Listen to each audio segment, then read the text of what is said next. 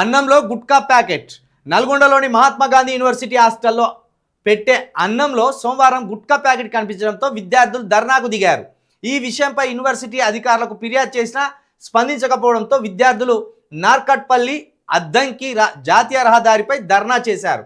జాతీయ రహదారి పక్కనే వర్సిటీలోకి వెళ్లే దారిలో వండిన అన్నం గిన్నెతో మధ్యాహ్నం 3 గంటల వరకు ఆందోళన చేపట్టారు. అన్నంలో ఎలుకలు పోయినాయి, అన్నంలో బల్లులు పోయినాయి, ఆఖరికి అన్నంలో గుట్కా ప్యాకెట్ల కాడికి వచ్చింది. ఇక రేపటి వరకేమన్నా క్వార్టర్ సీసాలు కూడా వెళ్ళొచ్చు.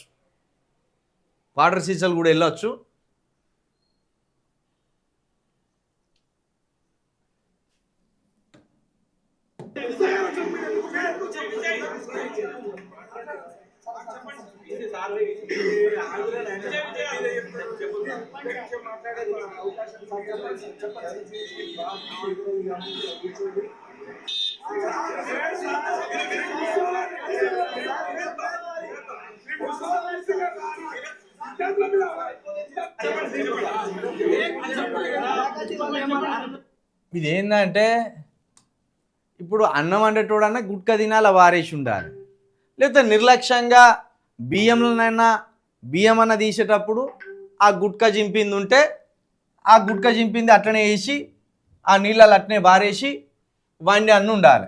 అంటే దీన్ని బట్టి ఏమర్థమవుతుంది, విద్యార్థుల జీవితాల పట్ల వాళ్ళకు పెట్టే అన్నం పట్ల ఈ ప్రభుత్వం ఎంత నిర్లక్ష్యంగా వ్యవహరిస్తున్నది, లేకపోతే అక్కడ ఉన్న అధికారులు ఎంత నిర్లక్ష్యంగా వ్యవహరిస్తున్నారు అనేది అర్థం చేసుకోవాలి.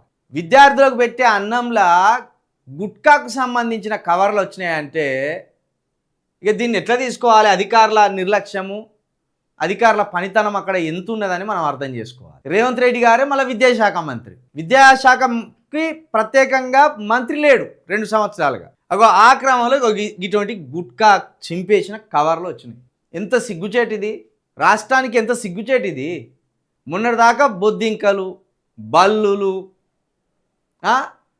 కప్పలు, తొండలు, లక్కపురుగులు ఇవి పోయినాయి. కొత్తగా గుట్కా ప్యాకెట్లు వచ్చినాయి. అన్నం గంజు పట్టుకొని రోడ్డు ఎక్కి నిరాహార దీక్ష చేసి నిరసనలు చేయవలసిన దుస్థితి చదువుకునే పిల్లలది. ఇంత అద్మానమైన తెలంగాణను ఎందుకు తయారు చేస్తున్నారు ముఖ్యమంత్రి గారు? ఒక్కొక్కని చెమడలు తీసి ఏమడుతానరా, ఏం పంపిస్తానో. మొన్ననే కదా బట్టి విక్రమార్క గారు పిల్లలతో కూర్చొని, ఇంటర్ కాలేజ్ పిల్లలతో కూర్చొని గుడ్లు, చికెన్ పెట్టి అద్భుతమైన పౌష్టికాహారం అందిస్తున్నామని చెప్పింది. ఇక అంతలోపే మళ్ళీ గిట్ల కనబడే. ఏం లాభం? మీ పరువు మీరే తీసుకుంటా అంటే